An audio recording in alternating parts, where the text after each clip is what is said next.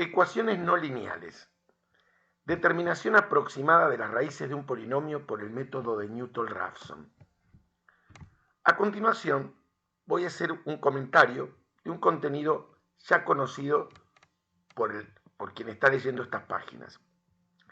El teorema de Gauss para polinomios, que se desarrolla en el apéndice y que vamos a ver muy brevemente, es un contenido opcional, pero es para que la persona, si no lo recuerda, puede recurrir brevemente.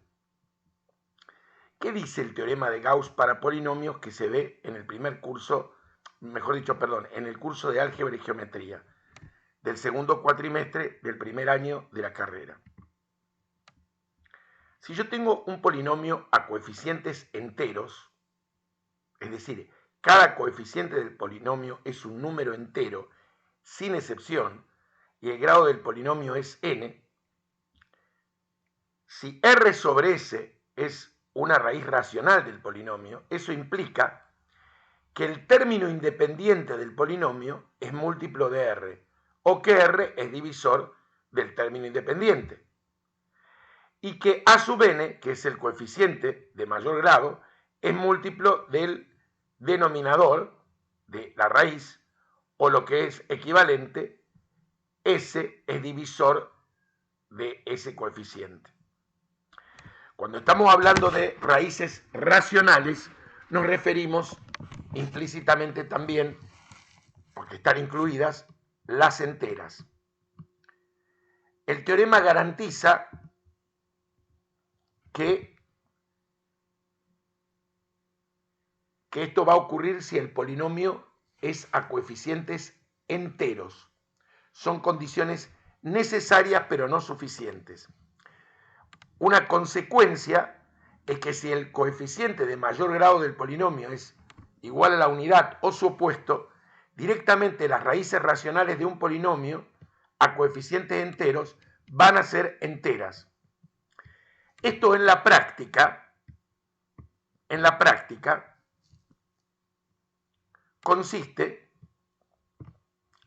en este caso el polinomio no es a coeficientes enteros, lo que se hace es multiplicar en ambos miembros por 3, en la expresión del polinomio propiamente dicho, se extrae factor común x, y se puede observar que esto va a tener sentido para, si lo igualo a 0, para x igual 0, con lo cual ya encuentro una raíz, y va a también ser 0 para este polinomio. Entonces habría que obtener las raíces de este polinomio, en el cual también me puedo observar que tiene factor común 2. Entonces directamente el coeficiente de mayor grado es 1. Por ende, el término independiente es menos 6. Según lo que vimos recién, como corolario o consecuencia del teorema de Gauss, las posibles raíces son más menos 1, más menos 2, más menos 3 y más menos 6. Lo que se debe hacer es empezar a tantear y buscar las raíces del polinomio. Haciendo, por ejemplo, si yo hago el valor numérico en menos 1, me encuentro que el resto por Ruffini me da distinto de 0. Por ende no es raíz. Pero sigo intentando, me fijo con 1, encuentro que el resto me da 0, quiere decir que 1 es raíz del polinomio con multiplicidad mayor o igual que 1, es decir, el polinomio originalmente es de cuarto grado. Vuelvo a intentar de nuevo con 1 para ver la multiplicidad y veo que también el resto es 0. Por lo tanto, 1 es raíz del polinomio con k mayor o igual que 2. Hemos bajado el polinomio a grado 2. Es simple, nos seguimos. Nos queda acá planteada una cuadrática, un polinomio cuadrático. Simple de ver que me da como raíces 3 y menos 2. Luego se hace la descomposición factorial. No es este nuestro interés, sino el recordar el mecanismo del algoritmo del teorema de Gauss. Pero ese teorema de Gauss, esas raíces existen siempre y cuando el polinomio tenga coeficientes enteros. ¿Qué hacemos si tenemos un polinomio a coeficientes reales o las raíces de ese polinomio no son racionales? Bueno, para eso viene en nuestra ayuda este método de Newton-Raphson. Consideremos una función polinómica P definida en un cerrado AB. Es decir, nuestro objetivo va a ser resolver, o mejor dicho, hallar las raíces de un polinomio. Entonces, lo que hacemos es, para poder hablar de este teorema de Bolzano, es considerar la función polinómica asociada al polinomio dado.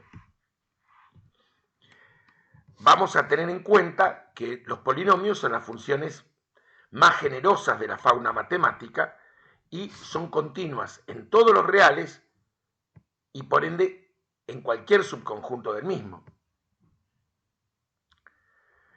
Si particularizamos el teorema de Bolzano, que vieron en el curso de cálculo en una variable del primer cuatrimestre del primer año de la carrera, ¿qué nos dice este teorema de Bolzano particularizado a un polinomio?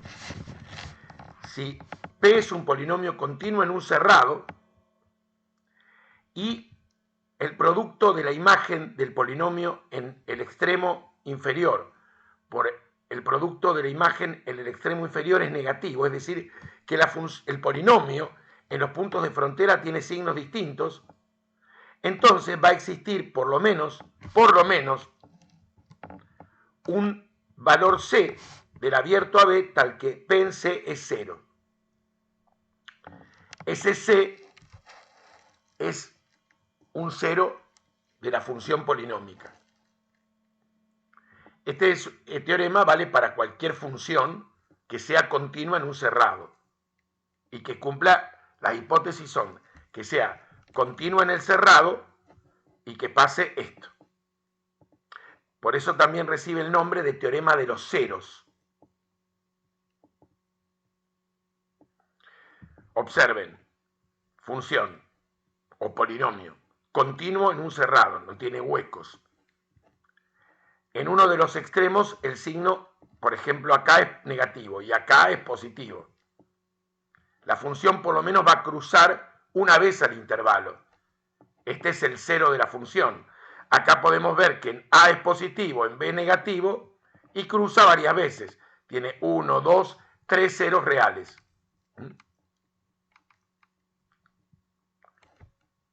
Que extrapolado a los polinomios serían 3 ceros de la función polinómica asociada, que si consideramos la ecuación polinómica son 3 raíces de la misma.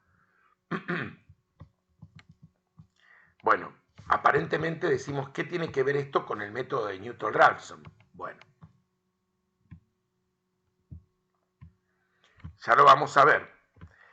Este teorema de Bolzano nos va a permitir estimar un intervalo donde está la raíz buscada. Basta encontrar un intervalo, estamos hablando de polinomios, por ende no tenemos que ver si es continuo o no, porque ya sabemos que los polinomios son continuos en los reales, por ende van a ser continuos en cualquier subconjunto, en particular en un intervalo.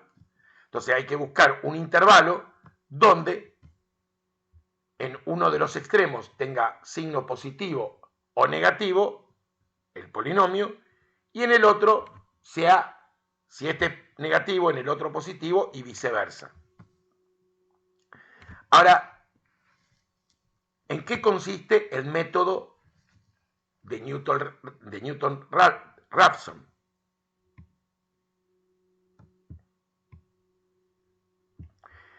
Le vamos a exigir a la función, y ahora lo vamos a ver, que sea derivable en el intervalo mencionado, es decir, en la B, obviamente abierto. Ya sabemos que las funciones siempre son derivables en un abierto, en su momento lo han estudiado en el curso de cálculo mencionado, pero una derivada no nula, no nula.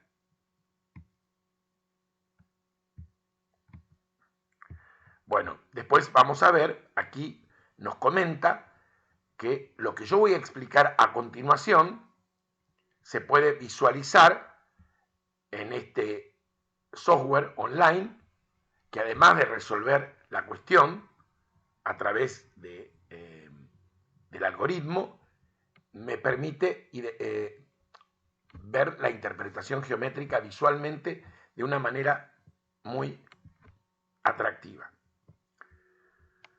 Supongamos que la estimación, supongamos que estimamos la posición del cero de un polinomio en un valor que denominamos x igual a x sub 1. El método se basa en la hipótesis de que la gráfica del polinomio y la de la recta tangente en el punto x1, p en x1, es decir, la evaluación del polinomio en x1, cruzan ambas el eje x por puntos próximos. Como es fácil calcular la intersección con el eje x de la recta tangente, usamos ese punto como intersección, ese punto de intersección, como nuestra segunda aproximación y mejor confiamos del cero del polinomio. Entonces, este es el polinomio. El valor x1. El polinomio en x1 es p en x1. Si consideramos que por acá la función es derivable en todo el abierto, tiene recta tangente, ¿sí? Entonces, la recta tangente en el punto x1 va a cortar en un nuevo punto x2. Entonces, la recta tangente que pasa por este punto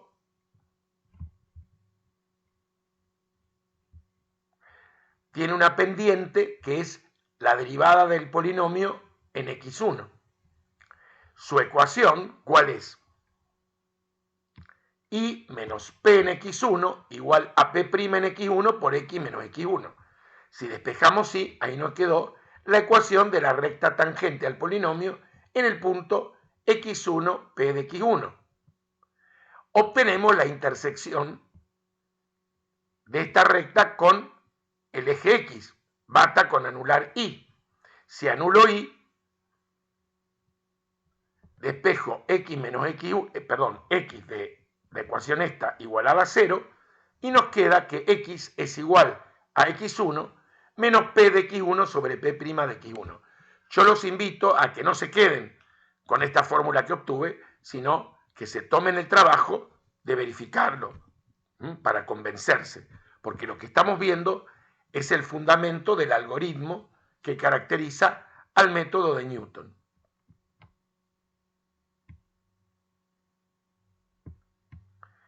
Entonces, de nuestra estimación inicial,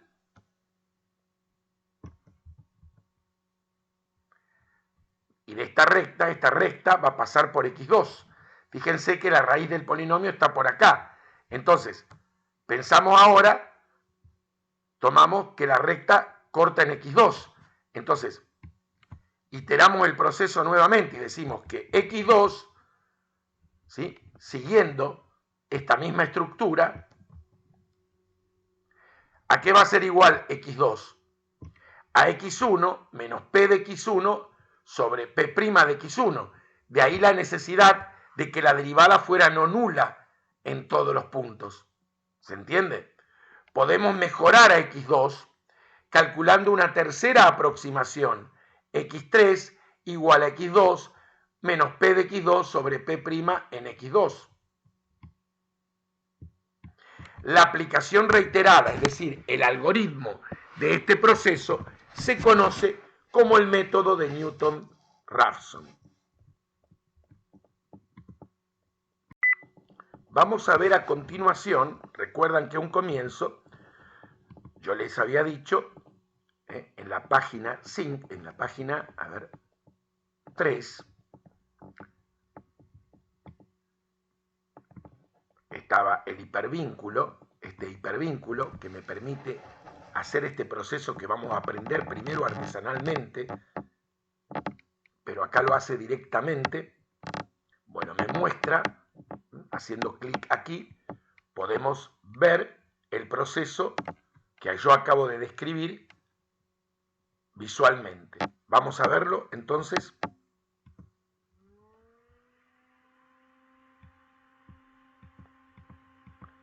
Observen que ahí tienen la función. Por acá está la raíz. Ahí van las estimaciones, las diferentes rectas. Y a través de esas diferentes estimaciones me voy acercando indefinidamente a el valor de la raíz buscada. Observen cómo se va iterando el proceso.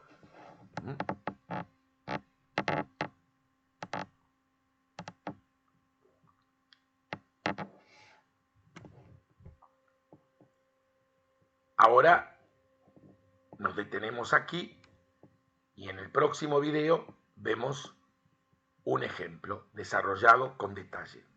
Gracias por su atención.